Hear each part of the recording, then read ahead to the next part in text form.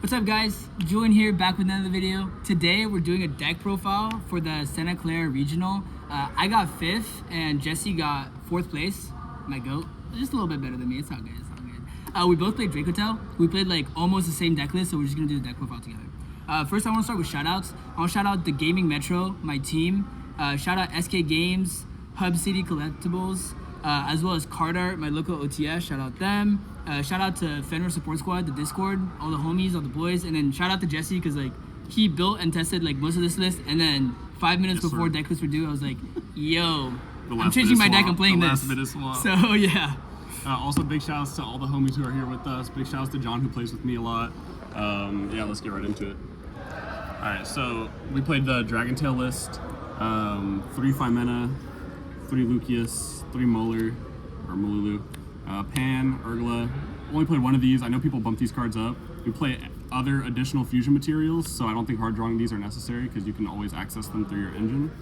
And reducing redundancy is really important in this deck because all of your cards do the exact same thing and they all get to one of 4 choices of spells and traps that, you know, at the end of the day, you want your effects to like diversify as much as possible because that's how you make it far.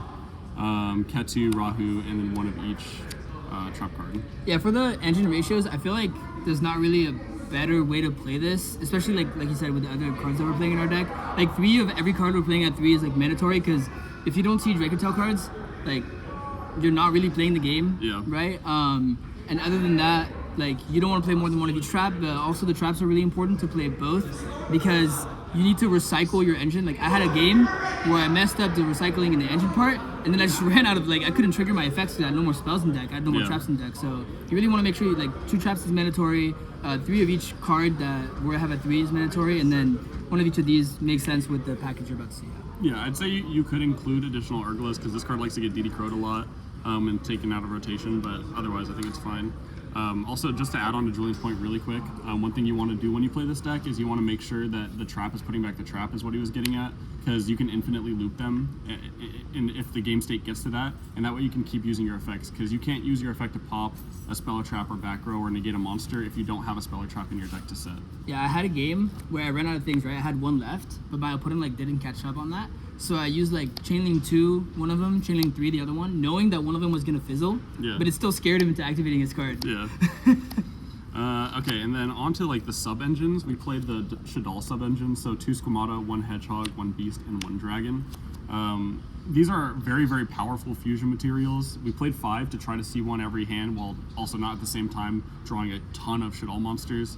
Gives you access to window, which is really broken. Basically, with the 2 Squamata, 1 Hedgehog, you have 4 copies of each of these, which are great utility. Either you draw, you pop a spell or trap, you can recycle them with your Secretarion, or sometimes like you combo and then summon one of the dolls so you can then make window on the next turn. Like these cards were incredible, adding just a ton of +1s to your fusion spells. Yeah, I would say like when I didn't draw these cards, I felt like my combo or just like my board was a lot weaker. And when I did draw these cards, I was like, oh, yeah, GG's, like felt really, really strong. We have a really engine heavy deck basically, and basically in testing it just felt like any game I got to actually start playing and resolving my cards were games that I was winning. I didn't need to full stop my opponent. This deck is insane into half boards. Like this deck under Mulch Army, when you put your opponent under Mulch Army is like broken because it's a catch-22. If your opponent doesn't make their full board, insanely easy to crack with just engine, and if they do make their full board, they give you so many draws that your fusions just get exponentially more powerful. So. And then the other sub-engine we played was the King of the Swamp and the Poly. This was absolutely broken for me, at least. I gotta agree. So this lets you do a few things. A, it gives you an extra fusion. One problem that this deck does have is every single one of your spells and traps in your entire deck is ashable. All 4 of these. So Ash becomes like a kind of a god card. So does Purge against 3 of these. Bell against these 2. So basically being able to play through an Ash by having an additional fusion summon is just like, it sounds simple, but it's actually so broken because you basically get to blow past the limitations of your deck. Not only that, by playing Poly, we have access to Guardian Chimera, which is a god card. That card is so broken. That card saved me a few times. Yep, and then also we have access to Dragoon, which is also a god card. I just want to say, I had a game where my opponent full comboed me, like full Vanquish full comboed me, and then I just summoned Dragoons, and like he couldn't produce more than 1 way to out it per turn. And so every time his Dragoons negated it, and then that guy just got big. Like he literally is like can't be targeted, can't be destroyed by card effects, gains 1,000 every time I negate. Oh my god, he literally scooped like on the second turn of Dragoons. He was like, I just can't out this. Like, and then the other thing that like Jesse was saying, with King of Swamps for Poly, we have what is it? 5 independent ways to fuse, right? Poly, Malulu, 5 mana, and then both spells. So like 5 going second, 4 going first. That's a lot of way to fuse, right? Like, where like Branded like loses to 1 Ash Blossom, like we're pretty chilling. We have a lot of ways to fuse. And then all of our monsters have insane effects when we get to fuse them. So. Yep. So I wouldn't change any of this, to be honest. Yeah, no, I really like the sub engines. Like my deck felt super strong. Like I said, I summoned Dragoons and my opponent started. I'm like, what do I do? Yep. And then for the rest of the non-engine, it's actually very, very short. A lot of the Dracotail lists that you probably have seen so far, I played a ton of hand traps, just trying to use Arthurian to recycle them. But we took a different approach. So first we played the Azuna Lupus package, and then 2 nibs. The only reason it's 2 nibs is for space. 40 cards. You got to play 40 in this format, in my opinion.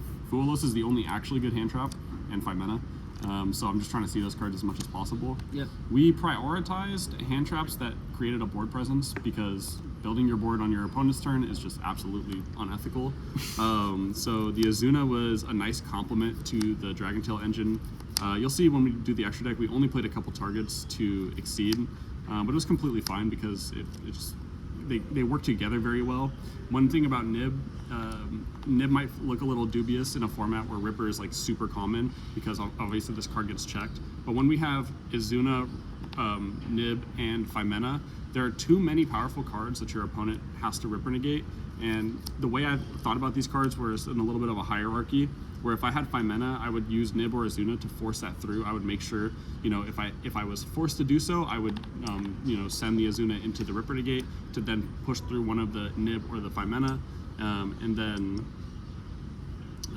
when it comes to like Azuna and Nib, you can use the Azuna to threaten the Ripper, force through the Nib. So these cards are very, very, like they work really well in tandem. So even though it looks like we don't have the other hand traps, because the rest of the hand traps are just the 6 Mulch Armies, even though it looks like we don't have a lot of ways to pair with the Nib, our engine hand traps are so threatening that they literally just have to.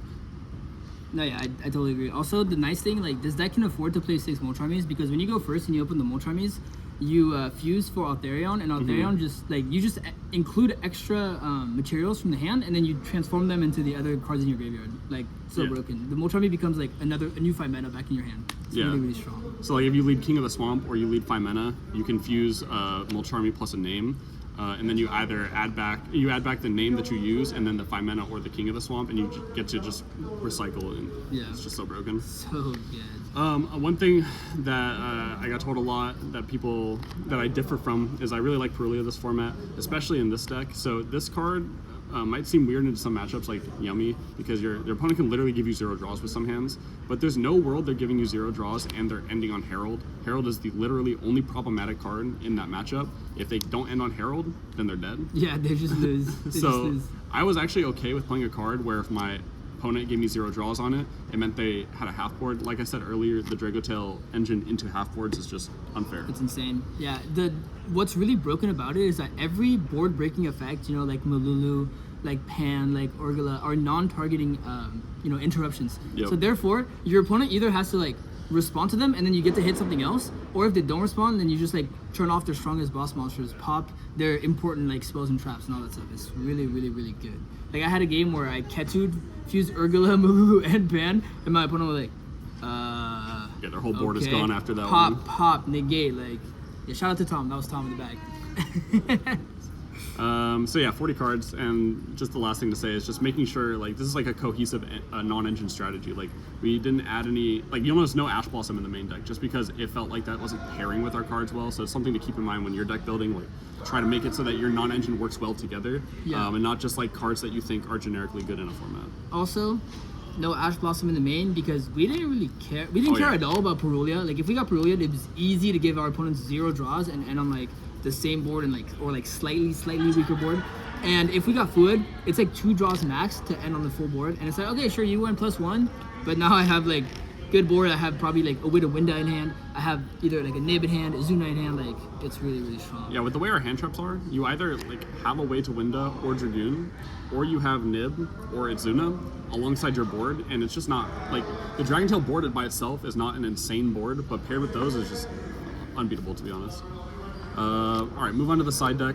So our side decks differed a little bit, and our extra deck also differed by a couple cards because we didn't have access to everything on the day of, so we decided to experiment a little bit. I literally put my list together. Like I was gonna play Krishan K9, and then I changed my list 5 minutes before deck list submissions. So I was rambling. I was like, nah, that Jesse, was a scramble. It worked out though. It worked out. So for the side deck, I cited 1 Magnemite. This card's really nice because it searches your engine, but I don't think it's great into most matchups, so I didn't main it. 3 Lancia.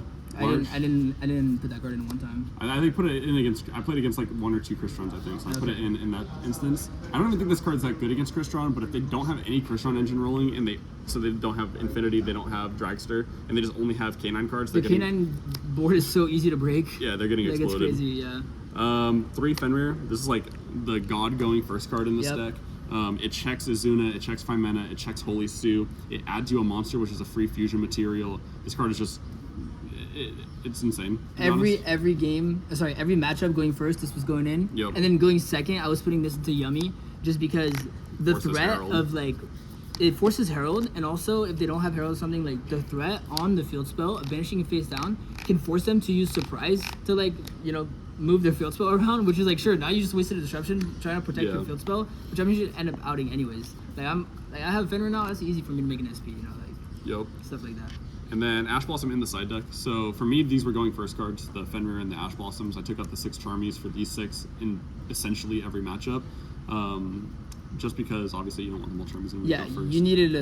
And all 6 of these beat Azuna and Holy Stew, which is really nice. The Ash doesn't interact with the mana, but you know. The other thing about the Ash is the only time I ever put it in going second was against K9 Vanquish, and it's just that like with the idea that if I can Ash, like if they only have one way to Vanquish Soul Engine, again we can break the K9 board like so easily. So if I can just Ash like their Vanquish Soul card and just like hope that that's all they have, you know, it's not a great strategy, but again we have all of our other non-engine to pair with it, so it works out pretty well. Okay, so for the next few slots, this is gonna look weird. I decided to like experiment a little bit. So everything before this, we both played like the main deck. What was this like? Except for Mag. 11 cards. No, I played Mag. Oh, you did? Yeah, I played Mag. Yeah. Cool. So these was it 10 cards? These 10 cards, the main deck, we all played the same. And then the main difference is so Jesse was playing these. All right, yeah. So the last 5 cards that we played in our side decks were different because it was a regional. I just wanted to experiment a little bit. I had an idea. I ended up playing the 3 Ultimate Slayers, 1 Malong and 1 Garua. So basically, up until last night, this card was Super Poly in my side deck. Which is what I played. Yeah, Julien ended up playing the Super Polys. These cards broke, especially into Yummy. So basically, this slot was for the mirror and for Yummy. Super Poly can summon Secretarian in the mirror, like clear their board, summon a Floodgate. That's pretty great. Against Yummy, you can clear Herald and any one of their guys to summon Mud Dragon. An untargetable monster is very difficult for that deck to deal with, especially if you can clear Minion. I chose to try out the Slayer for a few reasons. 1, I wanted my card to cover Ryzeal variants in case people are still playing that. 2, if you go Slayer on a Yummy Synchro, send Malong. Malong can also force Herald, so it performs similarly to Super Poly while covering other matchups, but it's not quite as good as Super Poly because you don't get like the super boss monster out of it. Overall, this is relatively fine. Like, what do you think? Either way. Would you rather have played Super Poly or? Yeah, probably in a vacuum, but I wanted to give this a try. Like the one time I drew this against Yummy, I misplayed it, to be honest. I like jumped the gun and targeted the Herald with the Slayer when I was supposed to target the Yummy Synchro. It didn't end up mattering. That game was weird, but yeah, that was the main difference in the side deck there. Yeah, just those 5 cards. And then like, it's pretty easy to like our side deck, we low-key had hella space in it just because our main deck we felt was already so perfect for all the matchups.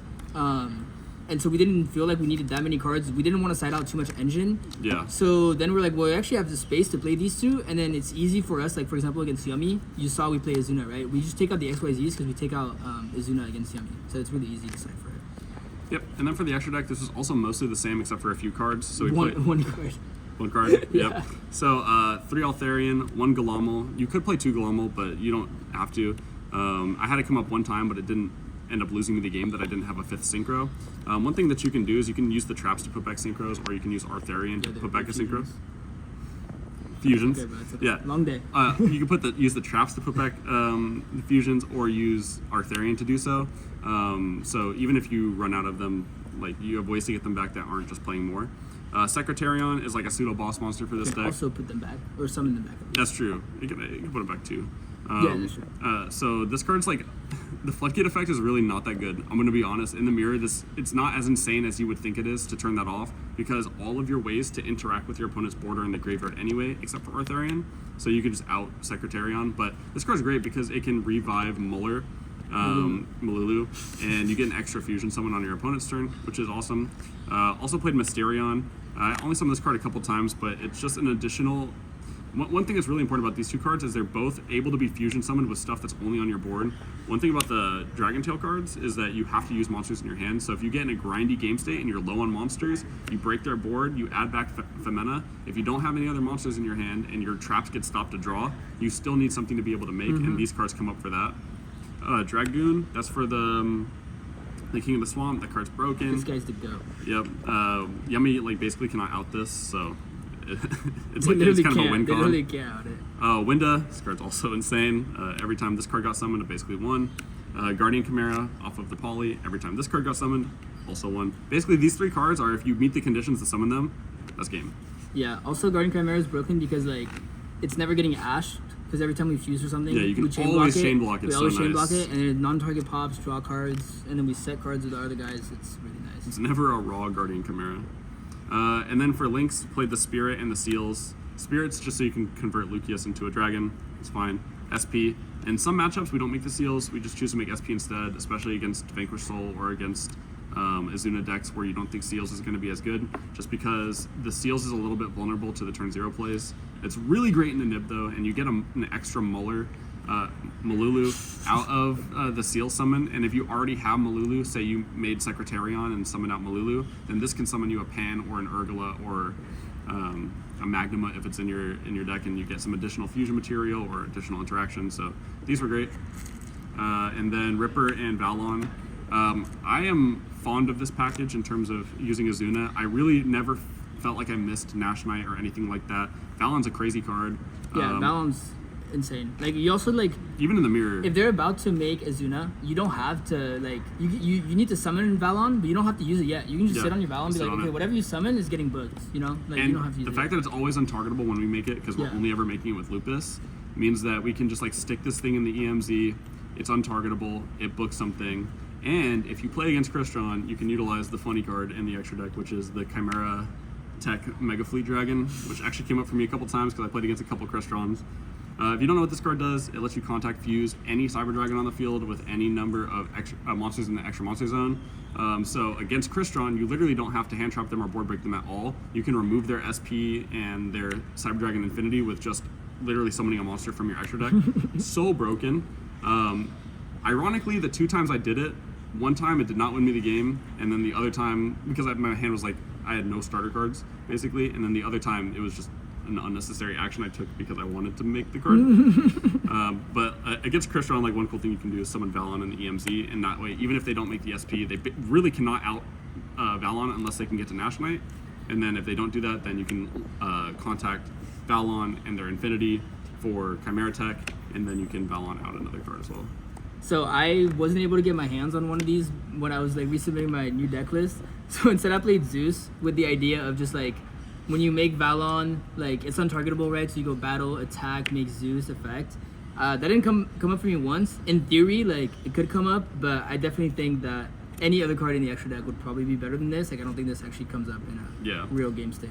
One cool thing that you can do that is play a cross sheep. That's something our friend Nate played and that had topped with like I think Logan's list. And that lets you like link any 2 monsters into Cross Sheep, and then if you have an Arthurian or a Galamon Grave, you can trigger it, summon. Cross Sheep can revive Lucius, and you just get a bunch of link materials. You get a Lucius search. It's like a pretty cool play. So that's something you can consider playing. But the reason we didn't play a bigger link package is because if you take note of what we have a King of the Swamp target, we have a Beast target, we have a Poly target, we have the Azuna targets. There's no space with how we built it. If you didn't play like Izuna, for example, you could definitely fit other stuff. Like Yeah. this is a pretty lenient extra deck, all things considered. Yeah, for sure. Lots of space. But yeah, that's that's going to be it. it. Any last shout outs before we get off? No, just shout outs to the whole gang. Yeah. Shout outs to everyone, and also the event ran super well. So shout outs to like the judges and the it staff actually and all like that. went pretty smoothly. Shout Yep. out to Santa Clara Regionals. Yeah, so thanks guys. Tune in for the next video, and I'll see you guys next time.